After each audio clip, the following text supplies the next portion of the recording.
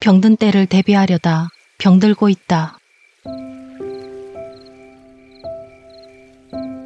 사물이 변하는 것이 아니라 우리가 변하는 것이다. 그가 사과나무나 떡갈나무와 같은 속도로 성숙해야 한다는 법칙은 없다. 그가 나무와 보조를 맞추기 위해서 자신의 봄을 여름으로 바꾸어야 한단 말인가. 나는 선실 여행보다는 세상의 돛대 앞, 그 갑판 위에 서기를 원했는데 그 자리에 서라면 산속의 달빛도 잘 볼 수 있었기 때문이다.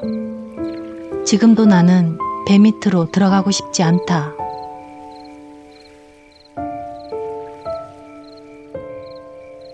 안녕하세요. 책 읽는 여우입니다. 오늘 소개해드릴 책은 헨리 데이빗 소로의 월든입니다. 존 F 케네디, 마틴 루터 킹, 간디, 우리나라에서는 법정 스님까지 수많은 사람에게 영향을 미친 저자인데요. 이 월든이라는 책은 출간 당시에는 화제를 얻지 못했지만 20세기 들어 자연을 탐구하고 깊은 사색을 통해 진리를 추구하는 걸작이라는 평을 얻으면서 인기를 끌어모았습니다. 수필인 듯 하면서도 시적이기도 하고 철학적이기도 한 이 책은 장르를 딱히 구분짓는 게 의미가 있을까 싶을 정도로 특이한 책입니다. 많은 분들이 직관적으로 와닿는 삶의 경제학, 내가 살았던 장소와 삶의 목적, 고독 등의 챕터에 대한 내용들을 언급하시더라고요. 하지만 소로가 하고자 하는 말들의 정수는 역시 마지막 챕터가 아닌가 싶어 18번째 맺은 말을 다루었습니다. 이 챕터는 생각할 거리를 상당히 많이 주어줍니다. 그만큼 명문장도 많고요. 아울러 힐링 챕터인 두 번째 이야기, 오두막 주변 근처를 묘사하는 부분을 낭독해드리도록 하겠습니다. 알퐁스 더데의 별도 떠오르고 저는 힐링이 많이 되더라고요. 그럼 두 번째 이야기와 18번째 이야기 일부 들어보시겠습니다. 함께 해주실 거죠?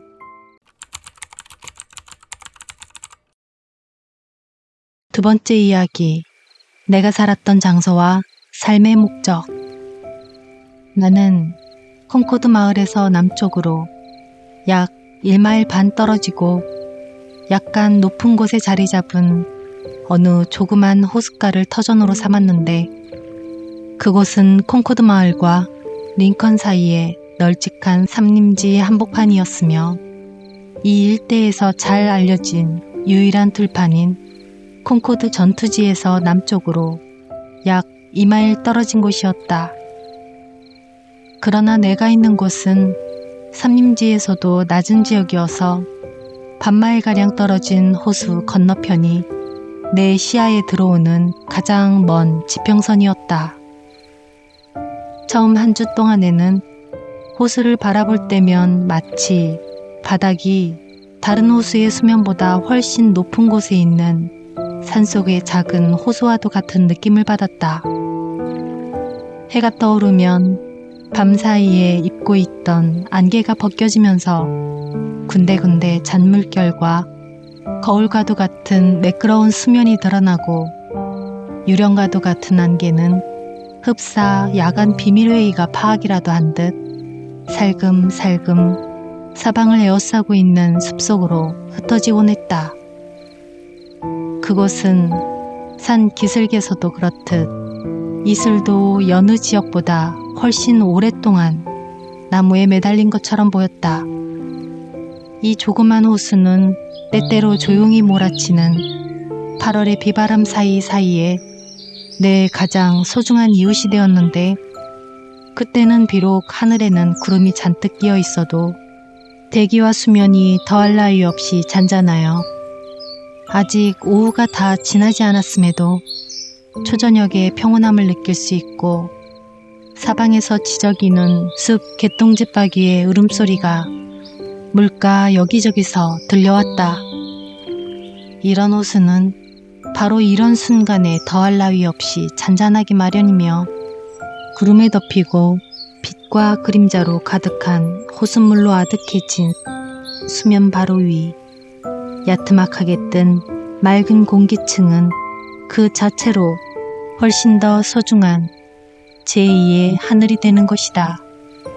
최근에 나무를 베어낸 근처 언덕 꼭대기에서 호수 건너 남쪽으로는 물가에 큼직한 톱니를 이루며 서 있는 언덕들 사이로 보기 좋은 전망이 펼쳐졌는데, 서로 맞은편 언덕을 향해 경사진 산 비탈을 보면 숲이 우거진 골짜기 사이로 냇물이라도 흐를 것처럼 생각되지만 정작 냇물은 없었다.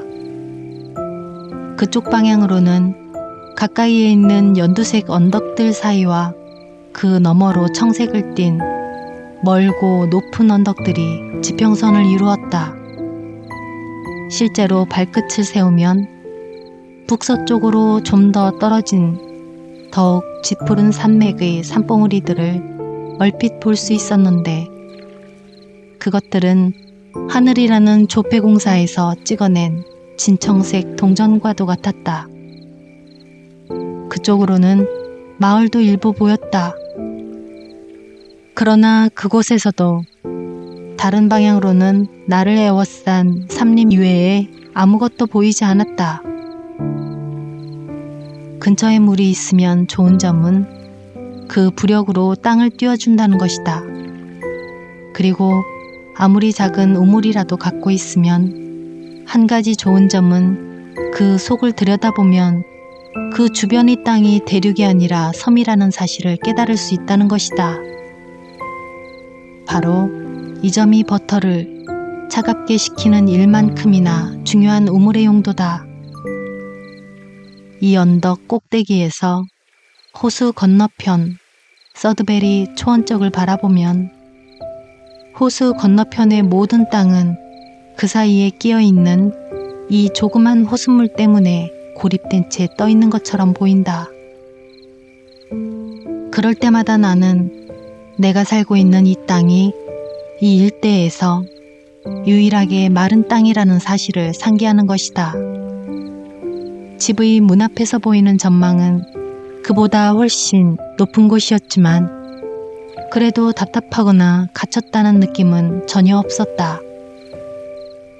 내 상상력이 뛰어다닐 초원은 충분했던 것이다. 떡갈나무 감목숲이 우거진 그리 높지 않은 고원지대로 이어진 맞은편 물가는 서쪽 초원지로 뻗어나갔는데, 그곳은 흡사 방랑하는 인간 군상에 넉넉한 자리를 마련해준 타타르 지방의 평원과도 같았다. 광활한 지평선을 마음 놓고 누릴 인간만이 진정한 행복을 느낄 수 있다. 이것은 자신의 가축들을 새롭고 더 넓은 목초지로 끌고 가려던 다모다라가 한 말이다. 이제 장소와 시간이 바뀌어 나는 나를 가장 매혹시켰던 우주의 한 부분과 역사의 한 시대에 훨씬 더 근접해서 살게 되었다. 내가 사는 곳은 밤마다 천문학자들이 관측했던 수많은 천체만큼이나 사람들로부터 멀리 떨어진 곳이었다. 우리는 흔히 천체의 어느 멀고 외진 한 구석, 카시오페이아의 의자, 별자리 저 뒤편, 세속의 소음과 번다함에서 멀리 떨어진 곳에 회귀하고도 즐거운 곳이 있다고 상상한다. 나는 내 집 역시 실제로 이런 외딴 곳, 그러면서도 영원히 새롭고 더럽혀지지 않는 우주의 한 장소에 자리 잡고 있다는 사실을 발견하게 되었다. 묘성이나 히아데스 성단, 알데바란 성이나 견우성 가까이에 자리 잡는 일이 가치 있는 일이라면 나는 정말 그곳에 있었던 셈이다. 적어도 내가 떠난 삶으로부터는 그만큼 먼 거리에 떨어진 별, 너무도 섬세하고 작은 빛을 내기 때문에 가장 가까운 이웃조차 달없는 밤에야 겨우 볼 수 있는 그런 별이 되어서 내가 자리 잡은 곳은 이 우주 속에서도 바로 그러한 곳이었다.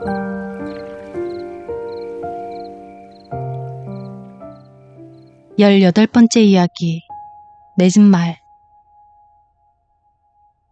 우리 인간들은 농장의 가로장 울타리를 허물고 돌담을 쌓기라도 하면 그때부터 삶의 경계가 그어지고 운명이 결정되기라도 하는 것처럼 생각한다. 만약 마을 서기로 뽑힐 경우에는 올 여름에 티에라 델 푸에고에 가기는 글렀다고 여기는 것이다. 하지만 그럼에도 불구하고 지옥의 불길이 이글대는 땅에라도 얼마든지 갈 수 있는 것이다. 우주는 우리가 보기보다 훨씬 광활하다. 그러나 우리는 호기심 많은 승객들이 그러하듯 좀 더 자주 우리가 탄 배의 고물 난간 너머를 내다봐야 한다. 지구의 반대편은 우리가 편지를 보내는 이의 고향일 뿐이다. 우리의 항해는 대권 항해일 뿐이며 의사는 피부병에 대한 처방을 해줄 뿐이다. 기린을 사냥하러 남아프리카로 달려가는 사람이 있지만 그가 쫓고자 하는 것은 기린이 아니다.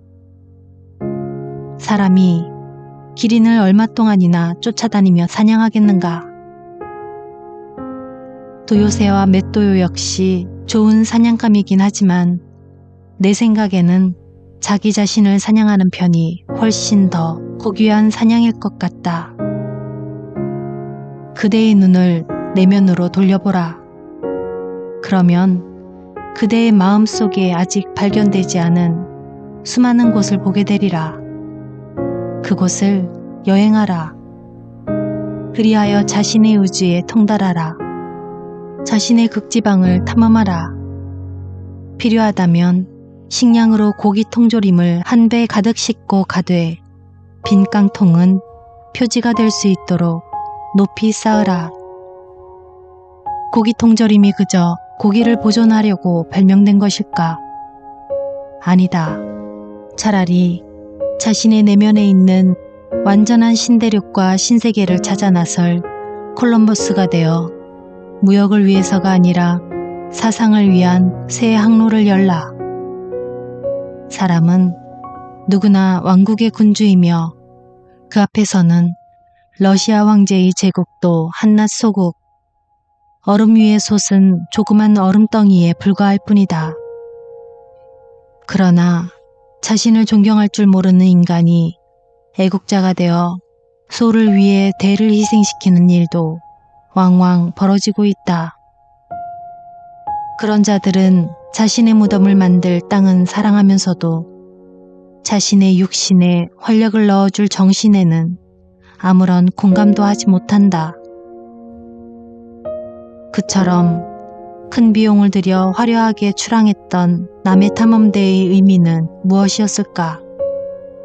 그 의미는 단지 정신세계에도 대륙과 바다가 있다는 사실, 그리고 각자의 바다, 각자의 대서양과 태평양을 탐험하기보다는 정부의 배를 타고 500명의 선단을 이끌고 수천 마일을 항해하는 편이 훨씬 쉽다는 사실을 간접적으로 인정한 데 불과하다.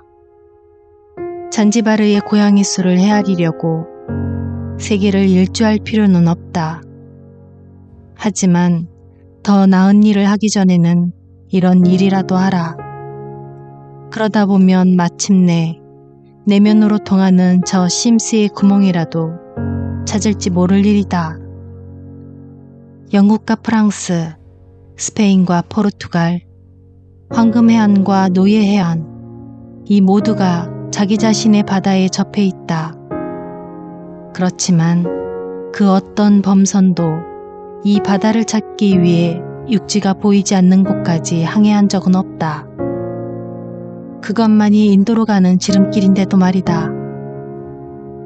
모든 외국어를 말하고 모든 국가의 관습을 익히고 싶은 거라면 다른 모든 여행자보다 더 멀리까지 여행하고 싶은 것이라면 모든 풍토에 익숙해지고 스핑크스로 하여금 돌에 머리를 찍게 만들고 싶다면 차라리 옛 현인의 격언에 따라 너 자신을 탐구하라.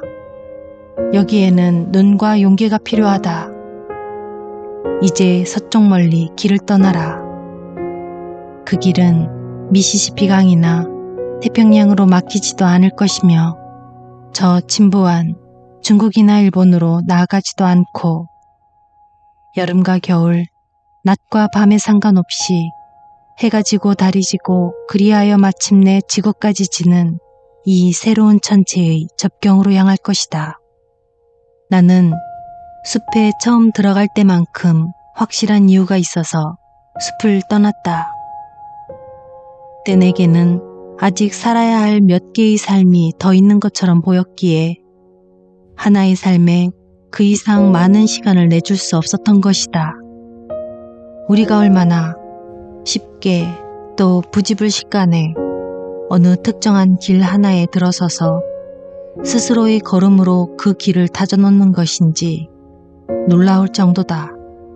숲에서 산지 채 일주일도 되지 않아서 내 집 문에서 호숫가까지 내 발걸음으로 길이 나게 되었다. 그리고 내가 그 길을 밟은 지 벌써 5, 6년이 지났음에도 그 길은 여전히 선명하기만 하다. 어쩌면 다른 사람들도 그 길로 접어들어서 그 길이 지금처럼 남아있도록 거들었을지도 모를 일이다. 지표면은 부드럽기 때문에 사람의 발자국이 찍힌다. 그리고 그 점은 마음이 가는 길의 경우도 마찬가지다. 그렇다면 세상의 큰 길은 얼마나 닳고 부스러졌으며 또 전통과 수능의 바퀴자국은 얼마나 깊을 것인가.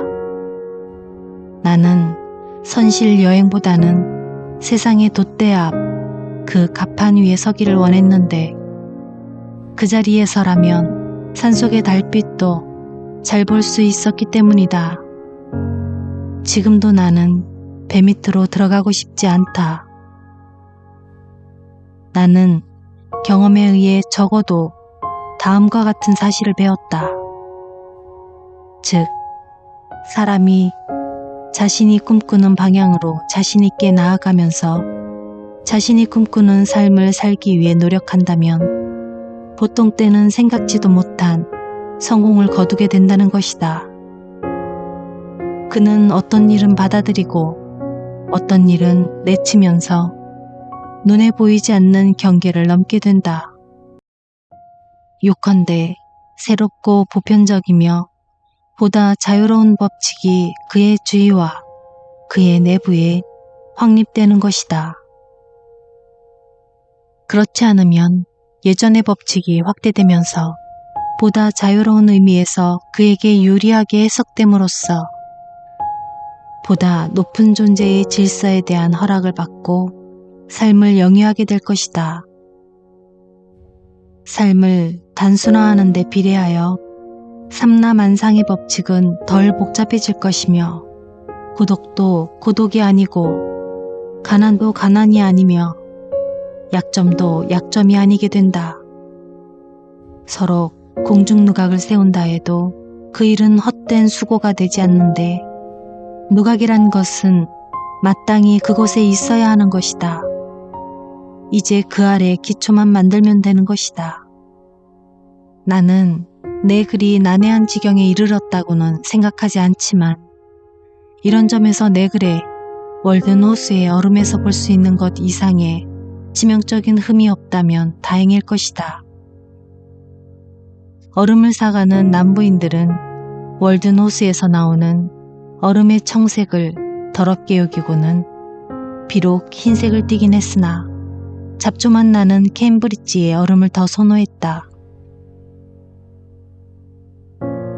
그리고 일반적으로 볼 때 현대인들은 고대인들, 심지어는 엘리자베스 왕조 시대인들에 비하면 지적인 난쟁이에 불과하다고 귀가 멍멍하도록 떠들어대는 사람이 있다.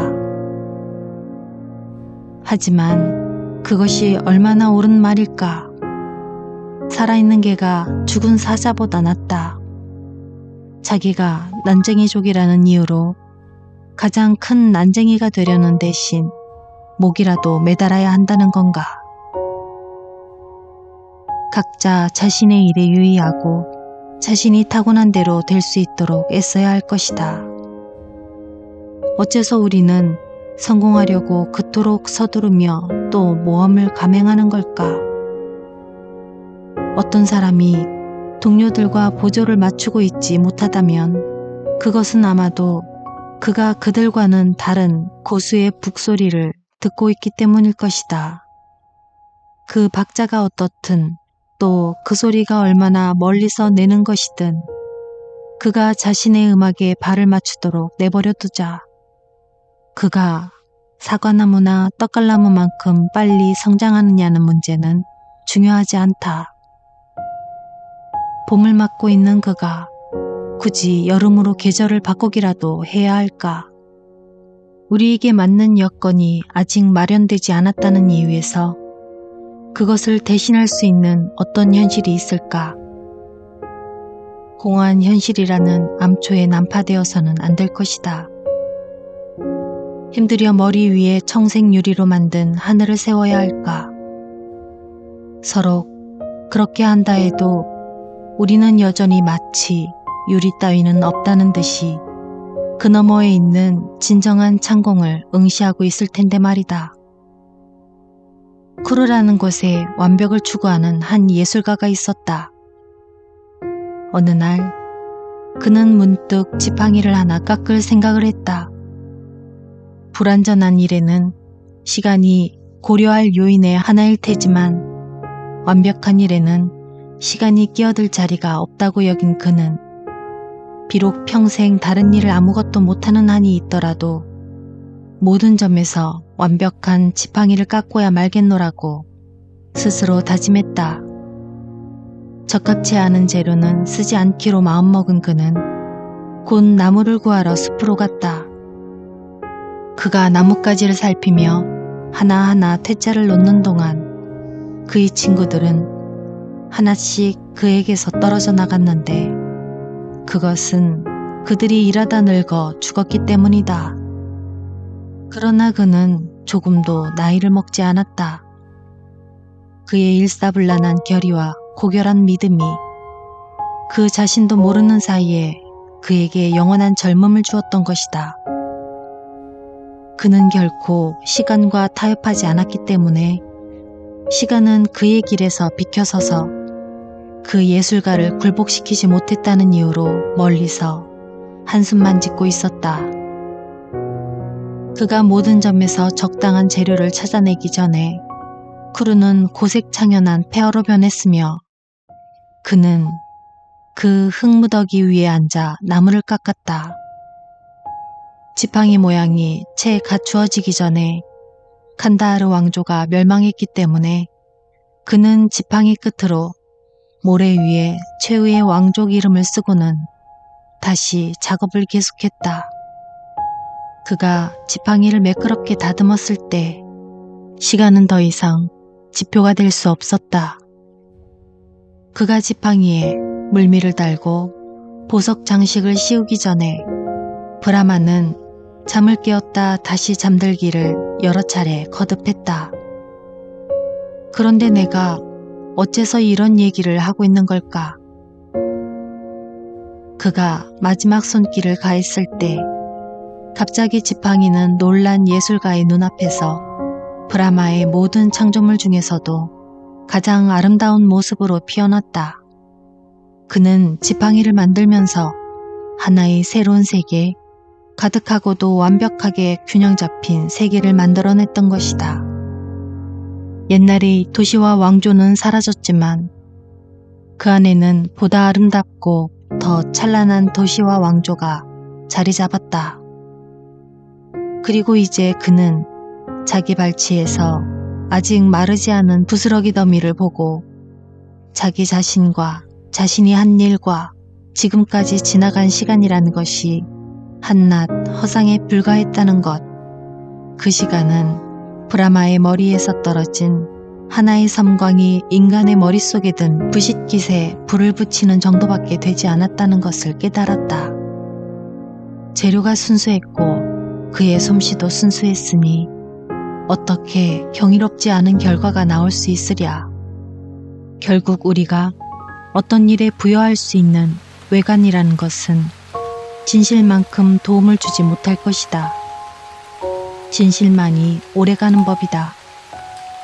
대개의 경우 우리는 현재 있어야 할 곳이 아닌 엉뚱한 자리에 있다. 우리는 무한한 충동으로 하나의 상황을 상정하고는 그 속에 자신을 집어넣기 때문에 동시에 두 가지 상황에 처하는 경우도 있어서 빠져나오기가 그만큼 더 어렵다. 우리는 정신이 온전할 때는 사실을, 실제 하는 상황만을 염두에 둔다. 거짓으로 하는 말이 아니라 꼭 필요한 것을 말하라. 어떠한 진실도 거짓보다 나은 법이다. 땜장이 톰 하이드는 교수대에 서자 할 말이 있느냐는 질문을 받았다. 그러자 이렇게 말했다. 죄봉사들에게 바느질을 하기 전에 먼저 실 끝에 매듭짓기를 잊지 말도록 전해주시오. 그의 동료가 무슨 기도를 했는지는 전해진 바가 없다. 자신의 삶이 아무리 비천할지라도 그 삶을 정면으로 대하고 살도록 하라. 피하지도 욕하지도 말라. 그 삶은 당신만큼 나쁘지는 않을 것이다. 당신이 가장 부유할 때 당신의 삶은 가장 가난해 보인다. 남의 흠이나 잡는 사람은 천국에서도 흠잡기에 바쁘리라. 서로 그 삶이 가난할지라도 당신의 삶을 사랑하라. 서로 구빈원이라도 유쾌하고 신나며 훌륭한 시간을 보낼 수 있을 것이다.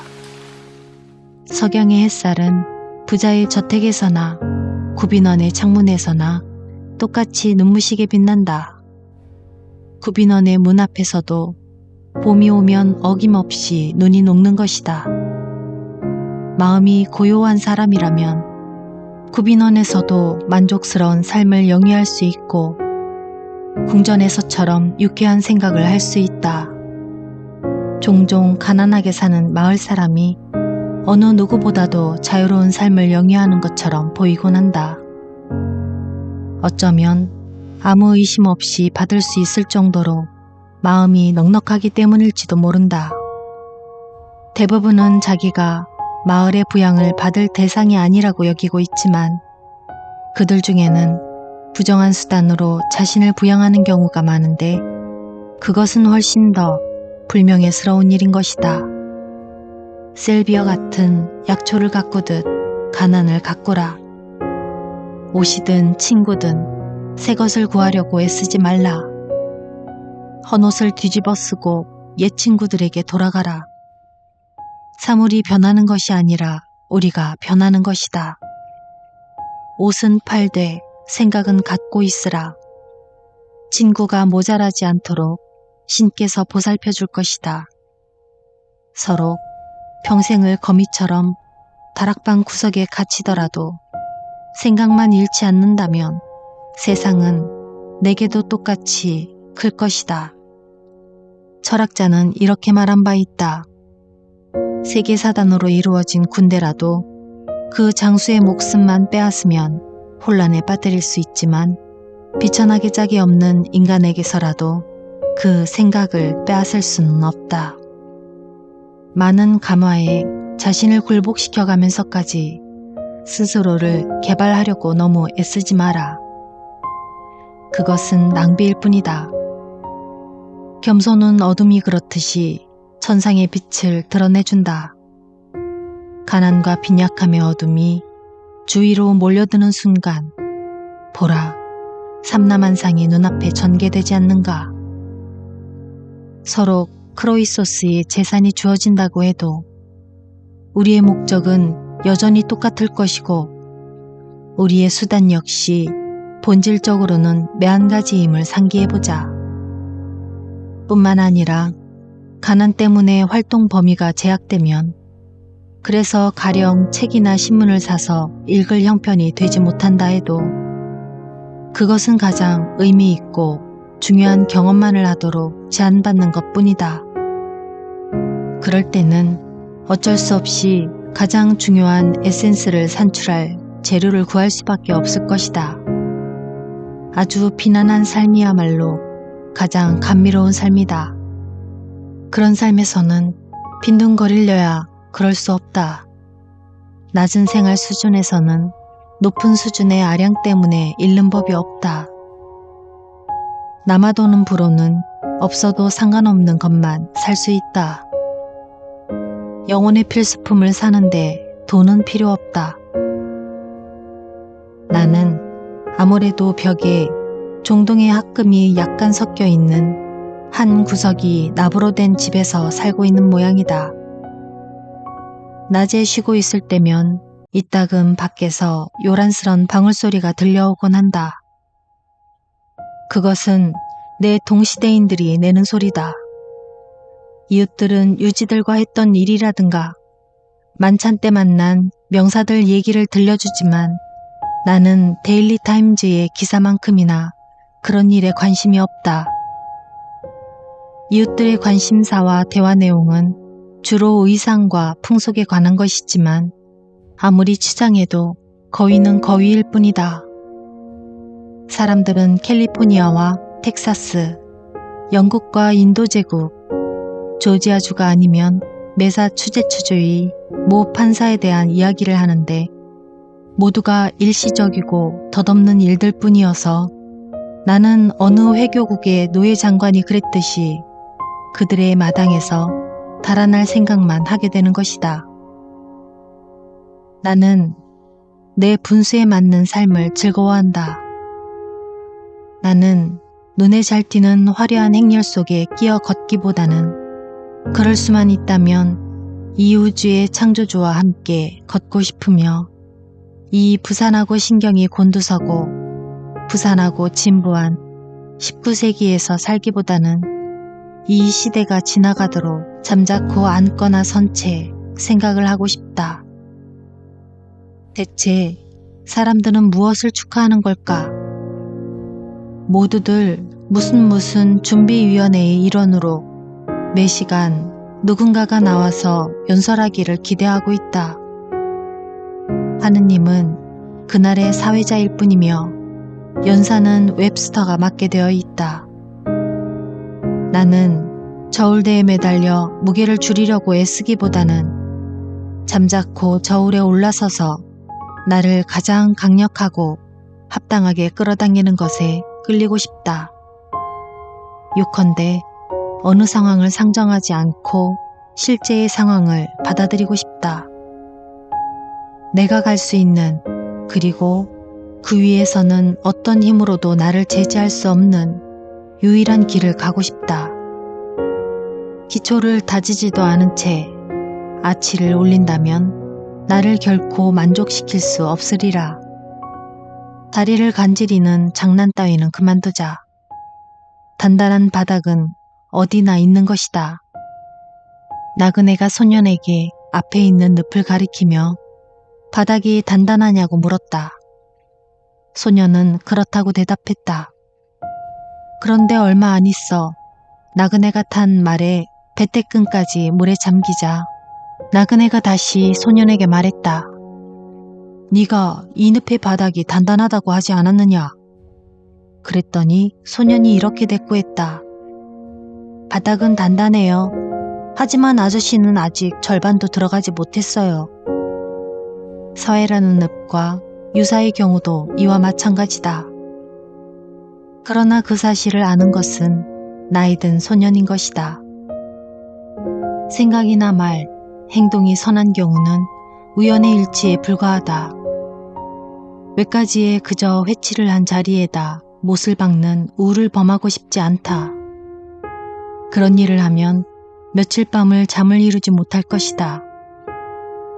내 손에 망치가 쥐어진다면 먼저 손으로 초벽 위를 더듬어 보겠다. 공사용 접합제를 믿어서는 안 된다. 못을 깊이 박고 정확하게 끝을 구부려 놓는다면 한밤중에 깨어서도 흡족하게 그 일을 돌아볼 수 있을 것이다. 뮤즈를 불러오더라도 결코 부끄럽지 않은 일로서 말이다. 이처럼 신은 도움의 손길을 뻗어 오직 그런 식으로만 도움을 줄 것이다.